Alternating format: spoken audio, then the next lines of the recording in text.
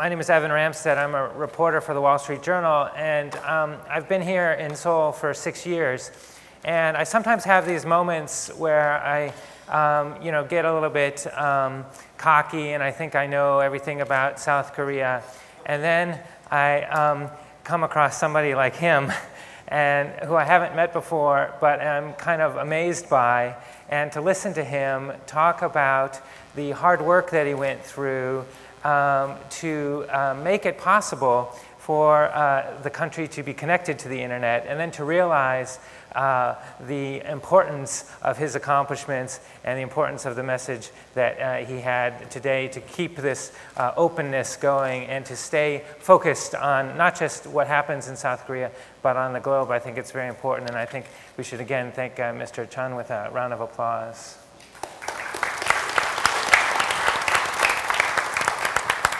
We're going to continue the discussion with a focus on education, because that, of course, is sort of the fundamental cornerstone for future innovation. And I'd like to introduce our panelists for our discussion. First of all, another important professor from here in South Korea, Chung Tae-myung from Sunkyung-kwan University. He's developed the software department there in the university there in Suwon. Welcome. And Nancy Conrad, who is the founder and chair of the Conrad Foundation, which engages students in science and technology through unique entrepreneurial opportunities. Welcome. Beside her is Graham Brown Martin, who is the founder of Learning Without Frontiers, a disruptive think tank focused on new ideas for learning and teaching practice leading to improvements of a transformational nature. Welcome. You have made long journeys, so welcome to South Korea. And finally, last but certainly not least, Jasper Kim, who's professor at Ide at Ewha University. Jasper is also the founder of the Asia Pacific Global Research Group, which is a nonprofit consulting firm. And Jasper teaches law and international relations. Welcome everybody. Thank you for being here. And I guess I thought we should start out by just discussing a little bit about the sort of fundamental differences between learning and education in South Korea, and whether the system in South Korea really helps foster innovation. Because I think a lot of people would say that it doesn't, that there are hurdles, and that a fair amount of it comes down to sort of the practice of focusing on tests, standardized testing, learning to the test in a way because of the way that achievement gets measured through those tests. So I guess let's start with you, Professor, because you deal most directly with technology students, Jasper a little bit more with a broader group of students. Do you find that students tend to be sort of so focused on tests that it becomes a challenge for you to get them to think about creativity and innovation? I think you're right. We have some kind of problems of educating the people to make innovators. 제가 한국말로 하겠습니다. 네. 싸이도 한국말로 했기 때문에. 한국에서 주로 지금 테스트에 대해서만 말씀을 하신 테스트뿐 아니라 우리 에듀케이셔널 시스템 전체가 어떤 이노베이터를 길러내는 데서 부족한 점이 몇 가지가 있다고 생각이 되는데요. 첫 번째는 머티리얼 자체도 너무 스탠다드 되어 있는, 개인화되어 있지 않은 머티리얼을 쓰고 있는 것도 하나의 문제가 될 수 있고요. 또 다른 문제는 우리가 너무 렉처 중심의 강의실에서 아직도 머물러 있는 교육을 하고 있는 것이 하나의 문제가 될 수 있다고 생각을 합니다. 그래서 우리가 이 필드에 나가서 직접 현장을 경험하는 게 부족하기 때문에 그런 문제들로 해서 이노베이터를 기르는데 문제가 있고, 제일 중요한 것 저는 모든 에듀케이셔널 시스템이 이노베이터를 길러낸다고 생각하지 않고 에듀케이션 시스템 자체가 진화해야 된다고 생각하는데, 우리가 진화하지 못하고 그 자리에 머물러 있는 것들이 많이 있다고 생각합니다. 그래서 제가 이런 문제들을 여러 교수님들과 함께 반성하면서 작년에 그 성균관대학교에 소프트웨어학과를 만들었습니다. 그 소프트웨어학과를 만들어서 하는 몇 가지 일들이 이런 이노베이터들을 길러서 글로벌 리더를 만들자는 목적이었고요. 그래서 그 학생들에게 실제로 현장에서 경험을 하기 위해서 올해 같은 경우는 샌프란시스코에 가서 구글이나 마이크로소프트, 스맨텍 등등을 다니면서 어떻게 일하고 있는지, 그 스탠포드에 가서는 어떻게 학생들이 공부를 하고 있는지, 그리고 그 외국 사람들 만나서는 어떻게 그 사람들과 함께 대화할 수 있는지 등등을 실제적으로 느낄 수 있게 했고요. 그 1학년 때부터 미국 같은 경우에는 인턴십이 굉장히 커먼한데 한국에서는 인턴십 자체가 잘 안 되고 있다고 생각이 들어서 1학년 때부터 기업들과 함께 인턴십을 진행을 하고 있습니다. 그래서 산학협동도 하고 있고 이런 현장에서 체험할 수 있는 일, 그리고 그 수업 시간에 클래스룸에서 하는 것보다는 엑스트라 커리큘럼을 만들어 저녁 때 자기네들끼리 디스커션하는 이런 등등의 일로 혁신적인 교육을 하려고 하고 있고요. 그걸 통해서 우리나라의 소프트웨어에서 필요한, 특히 하드웨어보다 소프트웨어는 그 이노베이터들이 더 많이 필요하다고 저는 생각을 하고 있습니다. 그래서 그런 쪽에서의 사람들을 키우는 일, 이런 일들이 저희 성균관대학교 소프트웨어학과에서 시작을 했지만 우리나라 전체 교육으로 확산이 돼서 이런 많은 혁신가들을 길러내는 그런 일들이 일어날 거라고 저는 개인적으로 생각을 하고 있습니다. Thank you. Jasper, maybe you could just also, you've taught in both the US and here in Korea, maybe you could just draw a few of the key differences you see. Yeah, I mean, well, generally here, the teaching to the test phenomenon, basically professors, teachers saying, well, our mandate is to give you the answer. And that's a problem. It's worked well for Korea up until from recently, but in the 21st century, that model won't work well.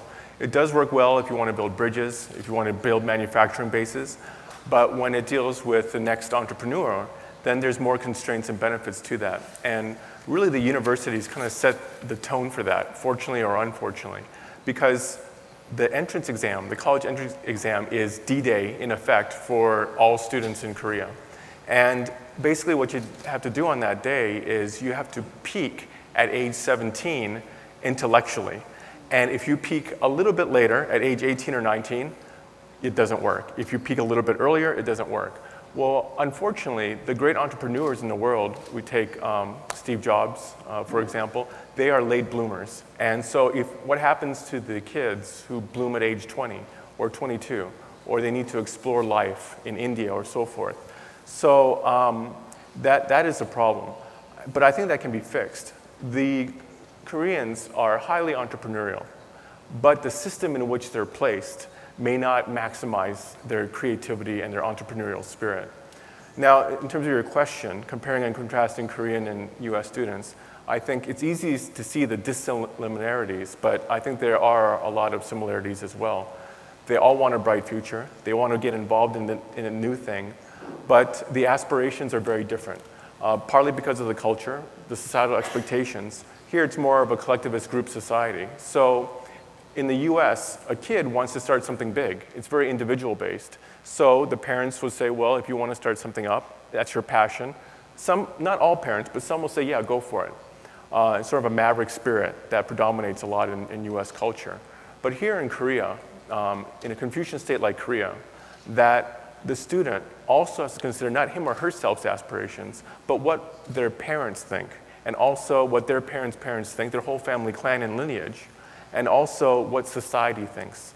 Unfortunately, so far, the system here is that people's success, quote unquote success, is based on someone's net worth instead of their innate worth. So I think one way to get to the solution, it may not be the solution, is to redefine and broaden what success is. It's not a job at a top 2 or 3 firm here in Korea. It's not always being a civil servant, although being those two things are great in and of themselves for certain people, but not all people. Right. That's the perfect framing of it. And now, Graham and Nancy, you two are both involved in very interesting programs to develop innovation and creative thinking and such. But you are also coming from countries and cultures, at least political cultures right now, that are also sort of tilting in some way the direction that South Korea and other parts of Asia are in. Which is this focus on standardized testing and the focus on a very simple measure of achievement. First of all, why don't you just, if you could both tell us about that sort of constraint or hurdle kind of coming at you in a way that is somewhat unbelievable. Do you want me to start? Sure, go ahead. I guess I have to start by saying I'm a recovering optimist. Okay. So I think all of this is somehow going to work out. What I see with these test scores and the emphasis with the testing, we've become masters of measuring mediocrity. Now, maybe you should just tell some people who don't know exactly where you're working and what part of the U.S. you're sort of seeing from. Well, right. I have a foundation, and we host a global competition for teams of high school students, 2 to 5 in a team, and we ask them to create commercially viable products to solve global and local issues. Our kids work in aviation, aerospace, cybersecurity, nutrition, and energy. And when they win, you provide them? When we win, we provide them with funding to continue developing their product ideas. Some of these ideas are so robust that we help them to write their own patents. Wow. And then license their IP into the commercial marketplace. We do teach an online course on entrepreneurship, because it's not taught in high school at all in the U.S. And our program is currently in every state in the United States and 46 countries throughout the world. And in fact, we have a team here in Korea. For the first time, a group of high school students from Korea are competing Yes. in your competition this year. Yes. Yeah. So it's very exciting when you open that opportunity to create, and you do it in teams. So that's how business is done. Very Right. seldom do you have the one big guy leading out in charge. But do you fear that some of this discussion that's happening in the U.S., and there's some states now that have, state achievement tests as well, do you fear that some of that move may sort of dampen the creativity or innovative spirit Because of what's people? happened is the Common Core standards and the new NGSS standards that are now being implemented in the United States, they're right in our wheelhouse. They're looking for context, they're looking for communication, they're looking for everything we've been doing for the last 6 years, and they're trying to foster innovation and design thinking skills, and that's what we do. So I'm kind of, like I said, I'm a recovering optimist. So you're saying it's possible for these tests to actually do some good. Okay. Graham, tell us about your experience with this. I'm not as convinced that these tests will do us any good, actually. I mean, it's interesting that you mentioned the differences, but I think between the Far East, Korea, and Europe, where I'm. Yeah. But in fact, I think that's what's happening now is through unelected international bodies such as OECD, we're seeing international metrics like PISA, which our political leaders, rather than regard them as diagnostic tools, they regard them as a league table, like a football league table. And so when we see nations like Korea, South Korea, and Singapore leaping ahead on standardized testings, we are trying to keep up. What's happening in the UK is our present administration. So I work globally, but I'm just trying to localize this to where I'm from. Yeah. We have an administration that is rapidly turning the clock back to the 1950s, like the 21st century never happened. So you examination rooms, for example, that don't allow digital technologies or connected technologies in the examination room. We talk about 21st century skills of problem solving, challenge solving, collaboration, and yet we end up in a test room where you're 3 feet away from your nearest neighbor. You can't call a friend, you can't search the internet, you can't solve problems. It's about fact recall. So we continue to have a standardized system of memory, remembering facts, and that at a particular time, as Jasper says, regurgitating those facts. And of course, as we know, those of us who have been through that system, we forget those facts almost immediately. Now, the problem with that is that because this measurement seems such a simple to understand tool in politics and in mass media, right, this has led to a factory approach to our education systems, where the child has become the raw material, the school, the factory, the processing plant, the teacher, which teaching is an art, has now been de-skilled to such a degree that they become a factory worker. And the assessment, the examination, is merely the quality control standard measurement, which we can all publish in the newspapers and the media and say how well we've done. So teachers, schools are measured by their ability to get young people through these tests. Now that would be perfect if we were simply building consumer electronics goods or cars or spoons. But what we need are creative innovators. And this system doesn't provide creative innovators. It provides rule followers. And that isn't going to lead us to the future. And that's because we're linked into a system that only changed and has been in place since the Industrial Revolution. And now we are at an unprecedented state in our society where we're moving beyond that, and we have bigger challenges ahead for this planet, for our young people. But we're not providing the productive forces that are coming out of our education systems are designed for a 1950s workforce, right, as opposed to solving huge challenges. And I think that is a real problem and something we must address as a matter of urgency. Right. Before we go on, Nancy, I know you want to make a point, but I want to encourage everybody. We kind of designate a question and answer period toward the end, but if anybody has a question, as we move along, please raise your hand and I'll keep my eye out and we'll ask you to join in the discussion. We want to encourage collaboration. And of course as well, this is of course being streamed and people who are watching can get in touch via Twitter using the hashtag Big Tent Seoul. So we want to mention that. And actually if you're too shy to raise your hand and actually stand up in front of this crowd, you can also tweet in your question as well. Anyway, Nancy, maybe you want to elaborate on that. That's all exactly what's going on. In a way, it's a perfect storm because at least we see it. And I think if we could take this as an opportunity to really do a system redesign, and it's not just technology, and it's not just parents, and it's not just the schools, and it's not the building, it's all of it. And take that as the opportunity to really redesign our education system to fit a knowledge-based economy. It's designed for an industrial-based economy, which is why it doesn't work. So I think we're in a really great spot. But do I hear differences between what's happening in Europe and the U.S.? I mean, I've been away from the U.S. for a few years now, so I'm not quite sure where the standardized testing pressure is. Yeah, it's still a mess. Okay. But it is, the NGSS standards were developed based on the national academies and the Academy of Engineering, to be specific. NGSS means? National, I've said it so many times I don't even remember it myself.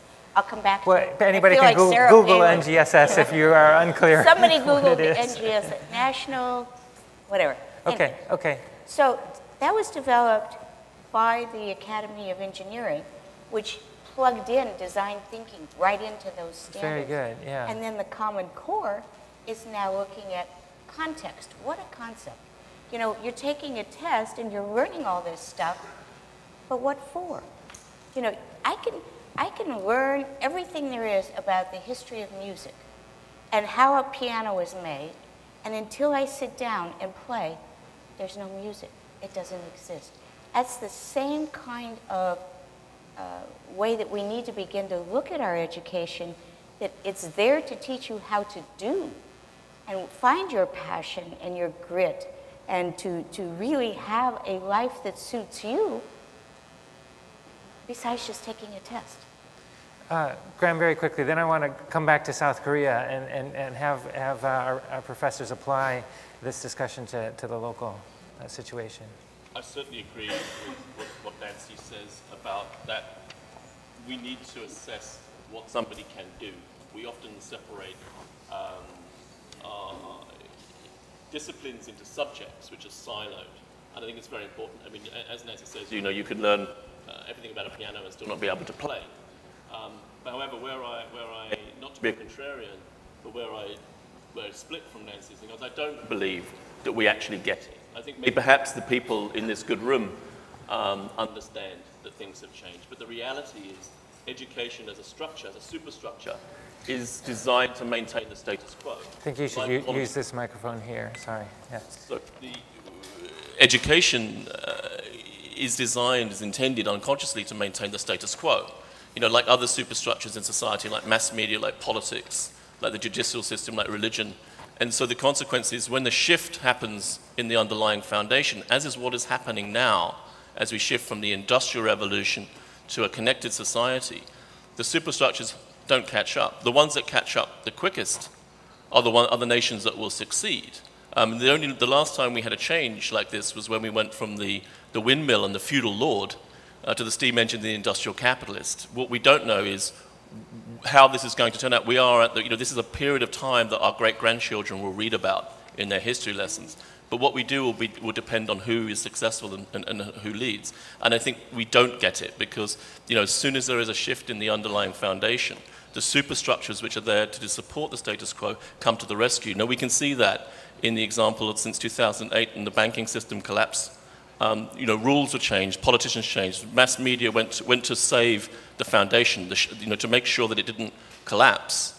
But there will be a shift. It's inevitable. When we see companies such as the size of Google, which decide that affect the civil society, what we read, how we access information, where Apple has more money than the US Treasury, Facebook decide what we share.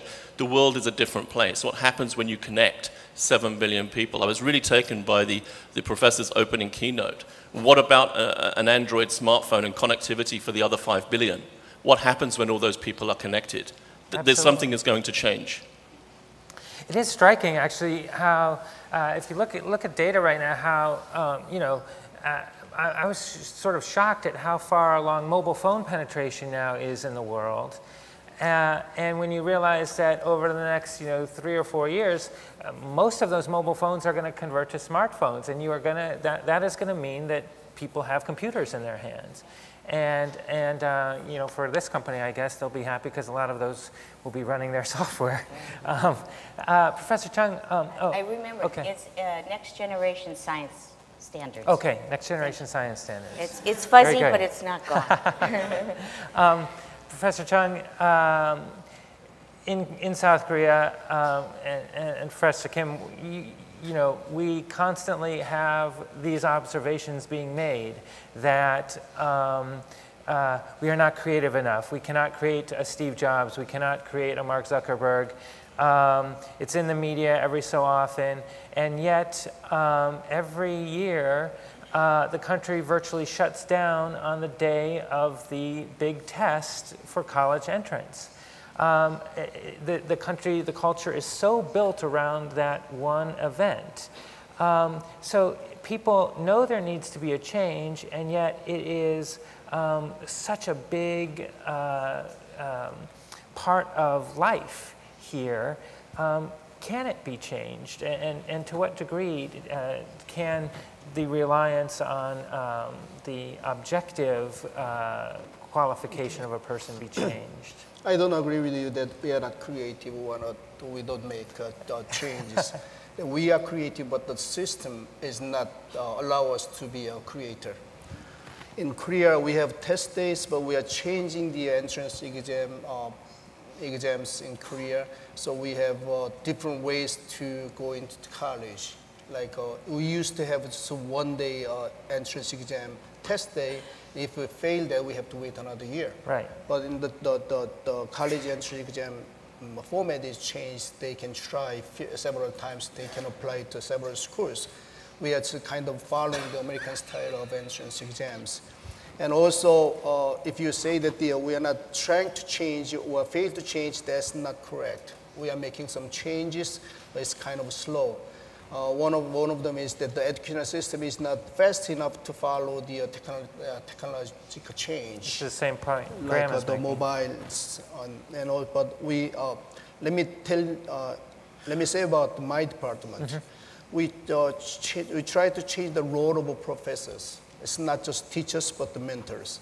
So we put on the students' profiles or their behavior on the screen. We consult about those students every week, for 5 different students. And then also we change the teaching materials from the standard material to the personalized materials. Then we also change the evaluation systems.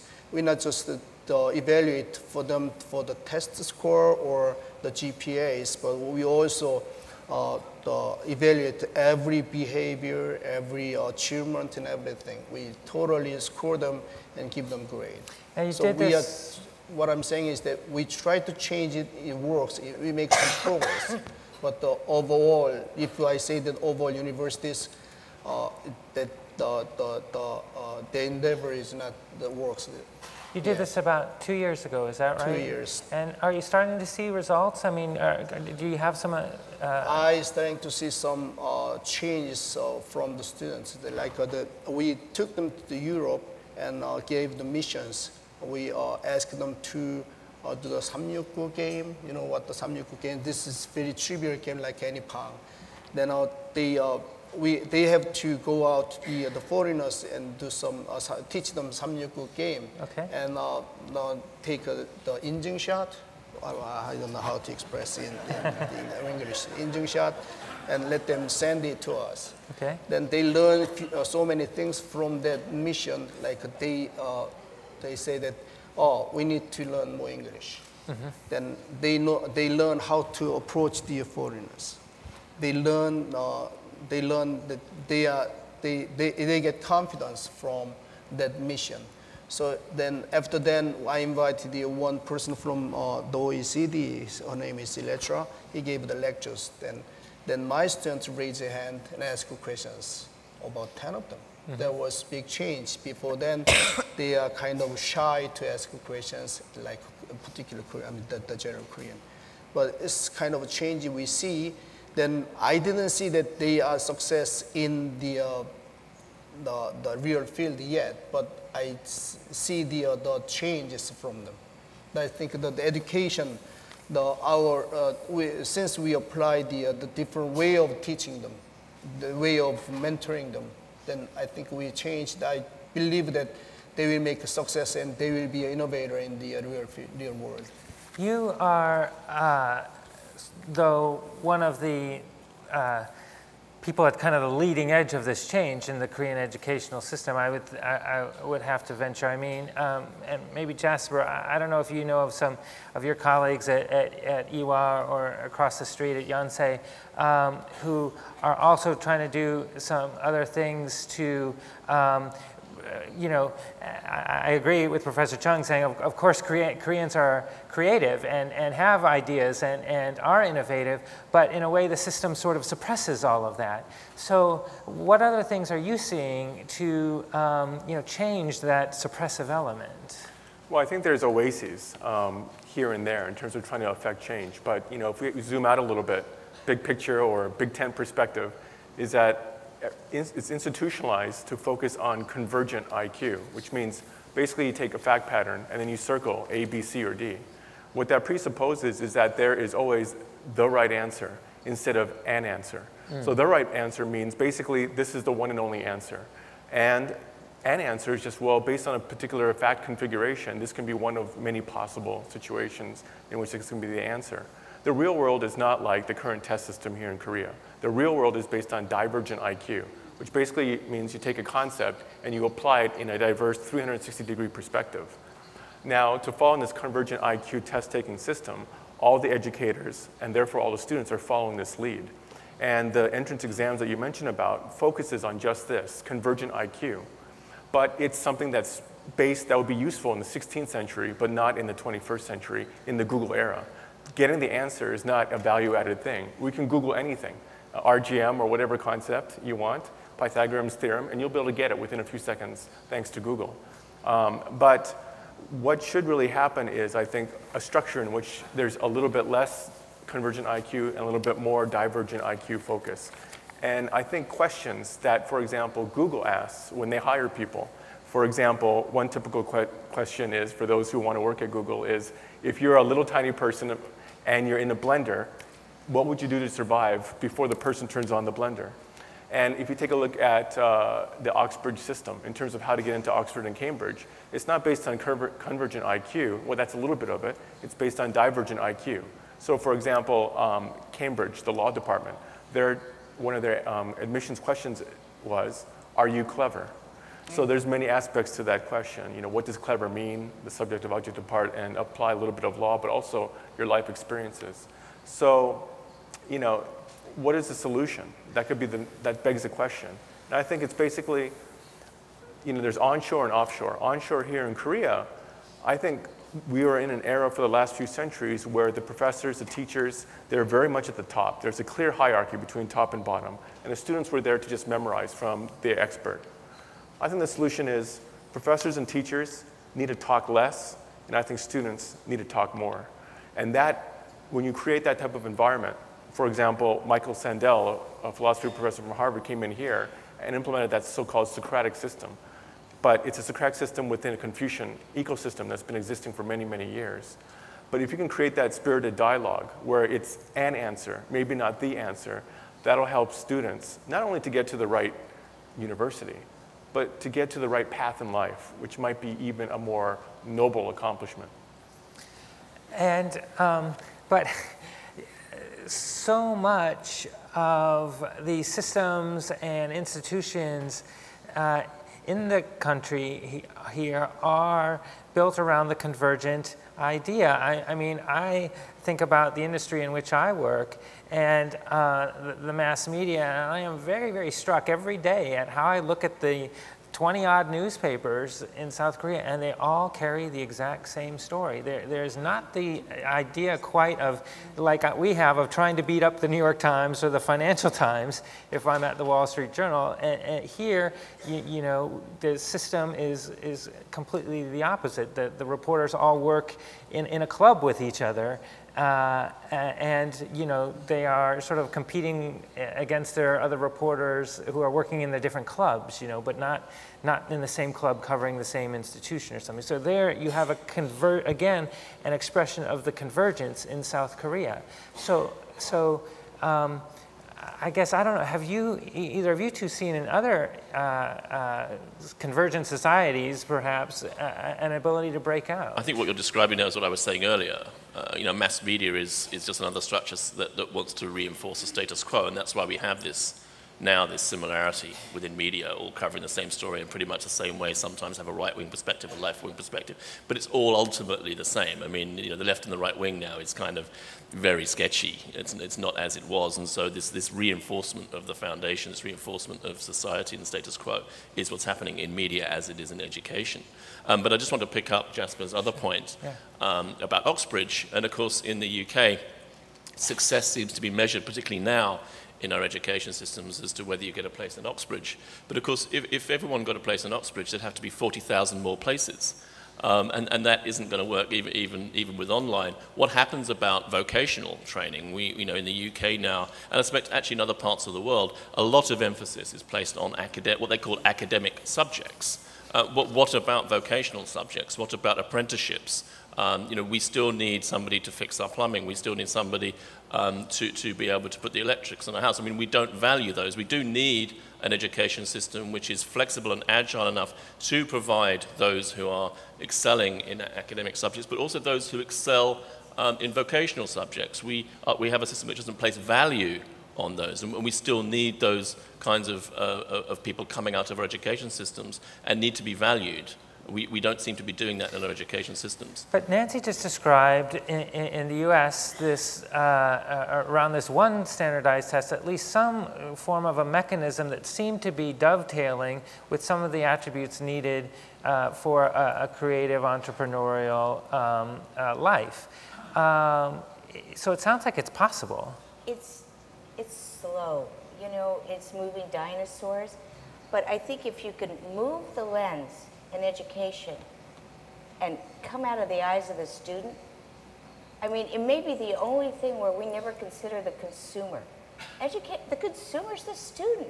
We never talk about what does the student need, and this talking at kids all the time is just, they don't need all that data and information.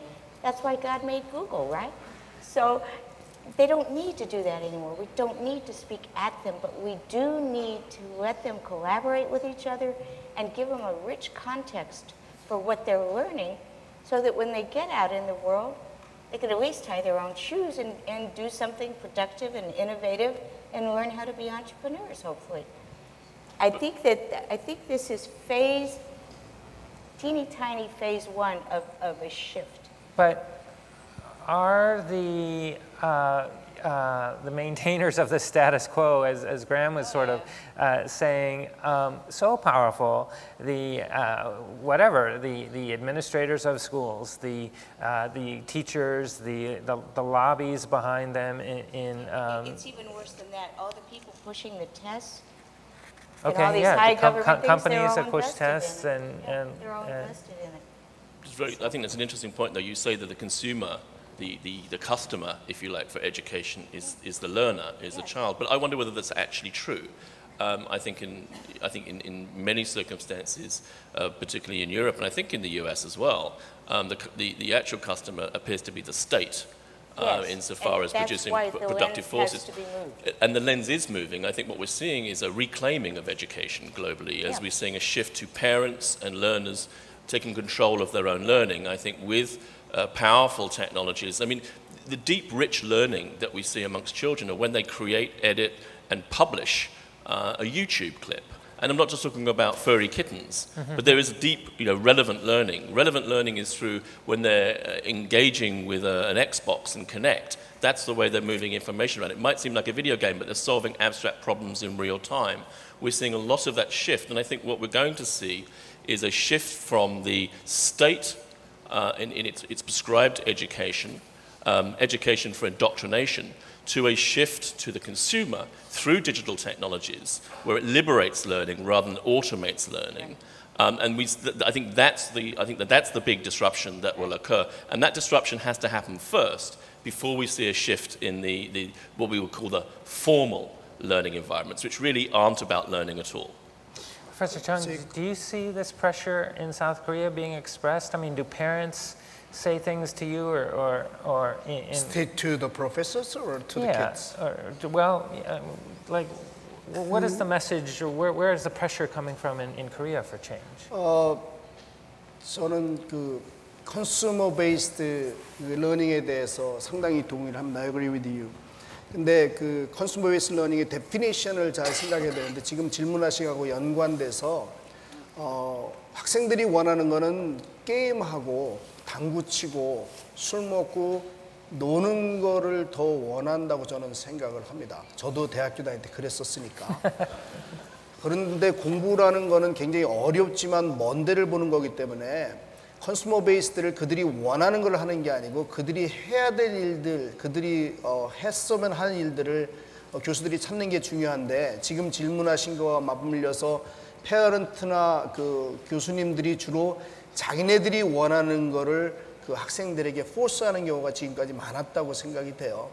그래서 저는 그 부모나 저도 아들이 하나 있는데 저희 아들은 he likes music very much.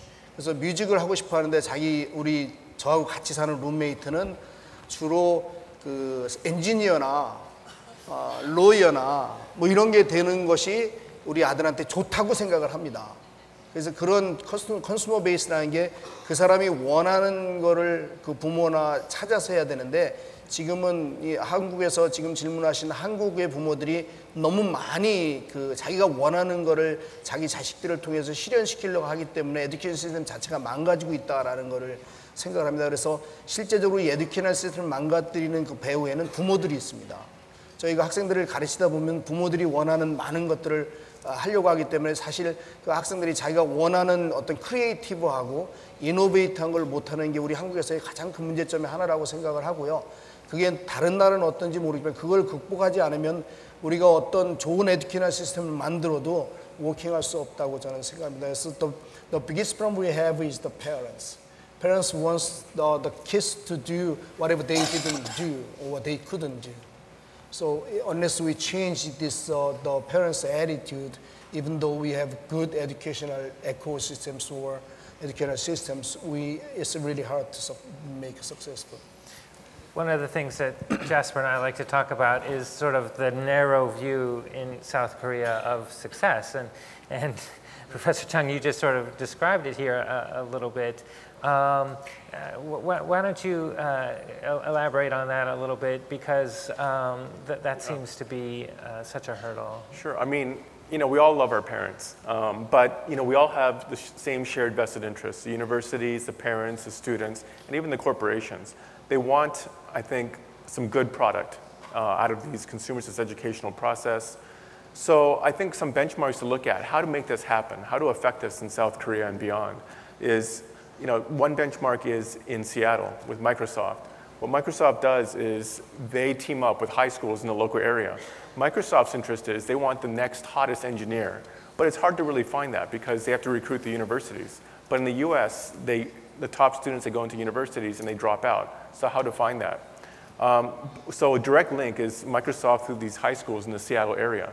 They bring in Microsoft engineers, they come into high school, and they just show this is what's great, this is what's wondrous about what we do at Microsoft. Of course, Microsoft's interest is, well, we want to get our brand name into these students. They might not think it's as cool as Google.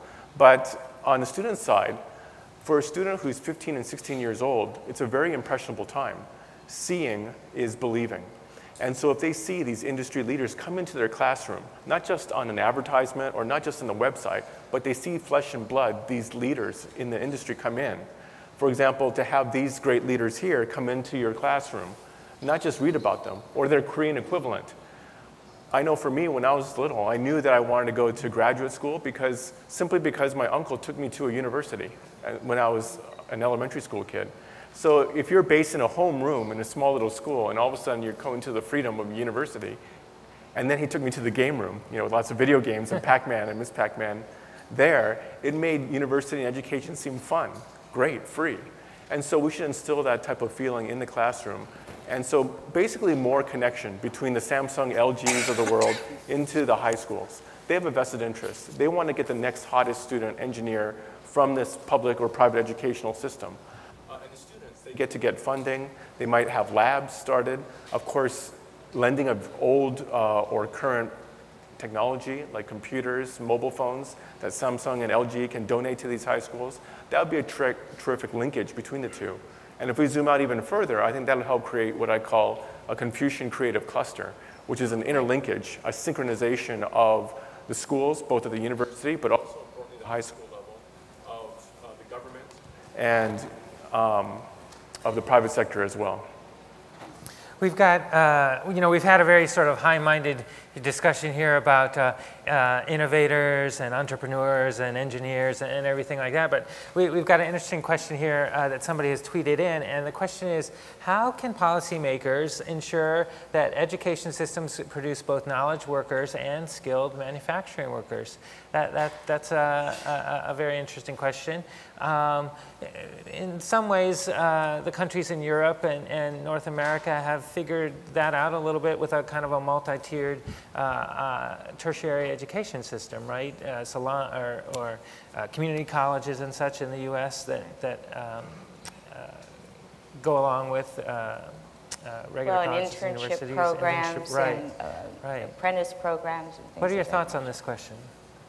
Anybody? Well, I think, generally speaking, Korea is not only educated, but it's overeducated. In Germany, 30 to 40% of high school graduates only go on to college. In Korea, it's double that number.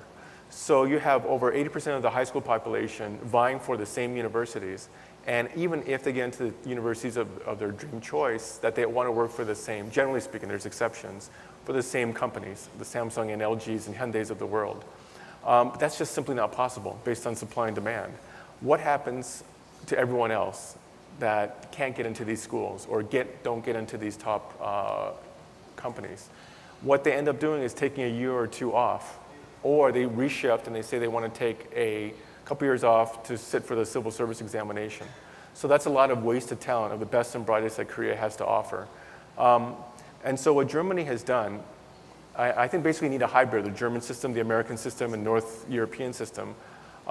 They created this Niederhofen system that began a few decades ago, and basically it goes horizontally, not vertically, of VC funding of the private sector and the government. And what's interesting here is, unlike in Korea with the incubators, it's a great first step, but the government is the main driver of funding for that. And as the previous president of Harvard, Larry Summers, says, the government is a terrible venture capitalist. The government should not be the one to figure out what is the next best thing or who is the next best entrepreneurial leader amongst everyone else. That should really be someone else. And that's where the companies come in. In the German system, there's a 70-30% funding split. 70% funding by the private sector and 30% by the government. And so what that does is that allows these incubators to have the companies sort of set the tone in terms of what they need for the next big thing. 저는 지금 말씀하신 우리가 오버에듀케이트 됐다는 말에는 전혀 동의하지 않습니다. 한국의 국민들이 약 80% 이상이 we go to college, over 80% of the population. But there was the hidden power to make the career rich. I went to the Republic of Rwanda 2 years ago. Then they asked me the Congress. In the Congress, they asked me that how the Korea to be the rich country, like for $20,000 of the GDP or something. 그래서 저에게 그 물어봐서 제가 그렇게 얘기를 했습니다. When I was young, we are not rich enough to send me to the U.S. for studying. But my mom saved the money. She didn't need. She just saved the money and sent me to the U.S. So 그래서 미국에 보냈기 때문에 우리가 이런 한국이 부자가 될 수 있었다. 그래서 우리 한국의 부모들은 에듀케이션을 첫 번째로 생각하기 때문에 80% 이상의 사람이 대학에 가고 그것이 지금의 한국을 만들 수 있었다라고 이야기를 한 적이 있었습니다. 그래서 그거를 보면 지금 많은 분들이 왜 다른 데는 대학을 많이 안 가는데 우리나라만 유독 대학을 많이 가기 때문에 오버 에듀케이트 됐다는데 저는 그 말씀에는 별로 동의할 수가 없고요.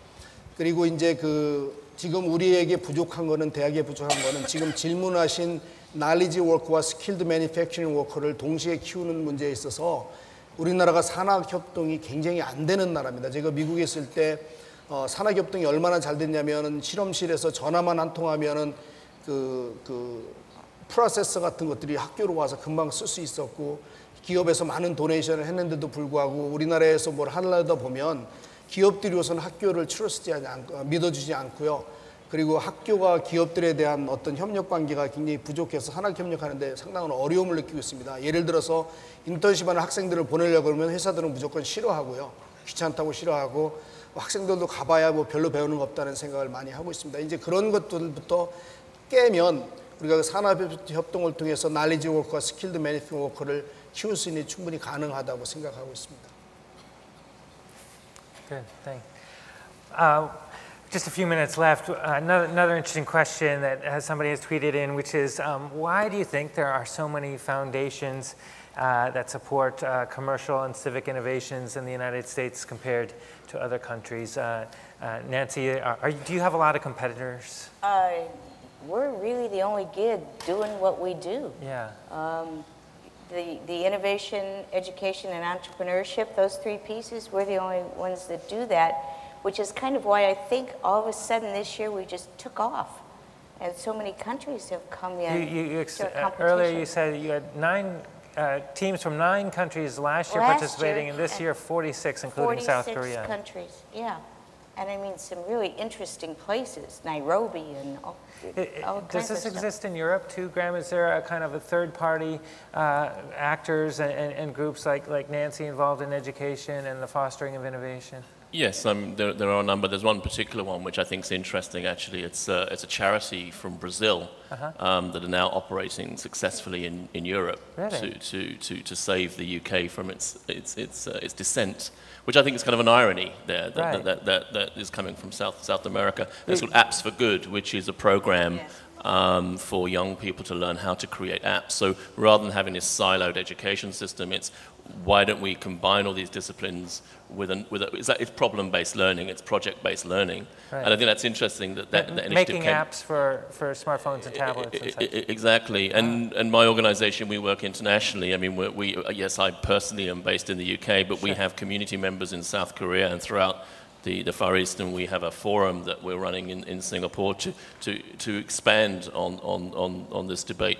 Something I'd just like to add on the earlier point Sure. about parents and education and vocational and factors. I mean, a wise person said to me once was, if you do the thing that you love, you'll never work a day in your life. And I think that's something that parents should be prepared to tell their young people. Right. But I mean, maybe Jasper and Professor Chung, maybe you guys have thoughts about this last question here, because it sort of suggests that maybe this is another difference between South Korea or some other countries here in Asia and Western Europe and North America or something. That I think is at the heart of this question. Do you buy that or not? That because there are these third-party actors like Nancy and Graham.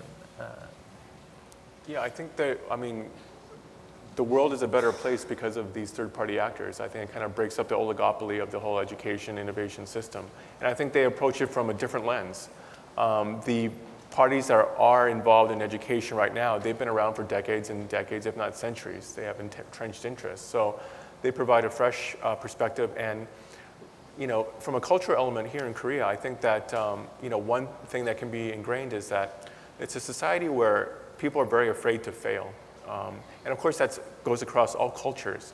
But in Korea, if you fail more than a couple of times, it's very intolerant of failure. And people don't really want to be associated with people who failed.